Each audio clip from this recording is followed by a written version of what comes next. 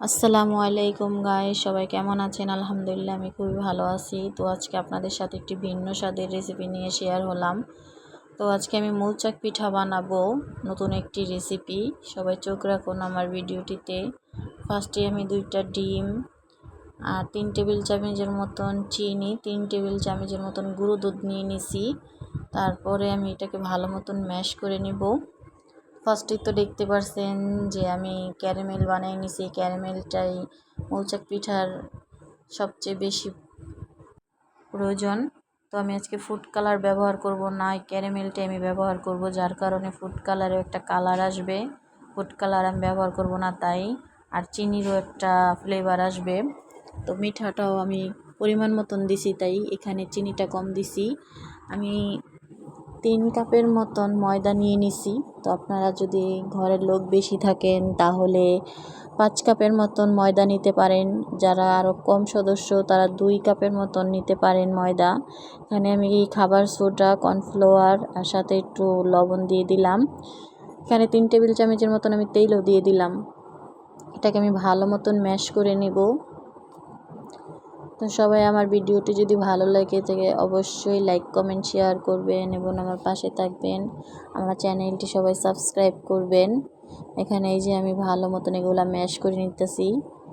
এখানে আমি গরুর দুধও অ্যাড করছি, তো আপনাদের সাথে ওইটা দেখাইতে পারি নাই। আপনারা গরুর দুধটা দিতে পারেন, এটা যার যার ভালো লাগা টেস্ট বাড়ায়। তো আমি গরুর দুধও দিছি। এখানে দেখতেই পারতেছেন অনেকটাই ঘন হয়ে গেছে।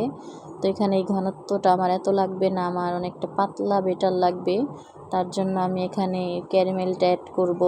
ক্যারামেলটা দিয়ে ভালো মতন আবারও ম্যাশ করে নিব, পাতলা বেটার বানিয়ে নিব একটি। তো অনেকেই ভাবতে পারেন মৌচাক পিঠা কি, মৌচাকের মতন কি হবে কি না? না, মৌচাকের মতন না, এটা কেকের শেপে আসবে, কিন্তু মৌচাকের মতনই স্বাদটা অনেক অনেক ইয়াম্মি এবং পুরা মানে মৌচাকের মতন ছিদ্র ছিদ্র হবে পিঠাটা। তো সবাই যদি রেসিপিটা দেখেন তাহলে খুবই ভালো লাগবে, এবার বাসায় বানিয়েও খাবেন। তো খুবই ভালো লাগবে আপনাদের কাছে। আমি বানাইছি ফার্স্ট টাইম, খুবই ইয়াম্মি হয়েছে। তো দেখতেই পারতেছেন আমি এই যে একটি পাতলা বেটার বানিয়েছি। পুরো পাতলা হলেও হবে না, একটু ঘনত্ব লাগবে। পরিমাণ মতন বুঝতেই তো পারেন, যেভাবে কেক বানানো ওইভাবে সেম ওইভাবেই আমি চালনি দিয়ে ছেঁকে নিলাম।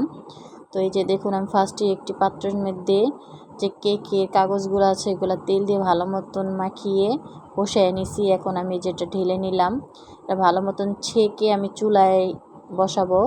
চুলায় আমি এটা কুক করব। তো আপনারা ওভেনও করতে পারেন, তো ওভেনের থেকে আমারটা বেশি চুলাই সুন্দর হয় সব কিছু, তার জন্য আমি চুলাই ব্যবহার করি, চুলাই রান্না করি। এই যে দেখেন এটা লো মিডিয়ামে রাখলে হবে না। এই যে দেখুন কি সুন্দর মৌচাক পিঠা হয়ে গেছে, এত সুন্দর সুন্দর ছিদ্র দেখুন, এই যে মৌচাকের মতন লাগে, মধুর চাক এটা।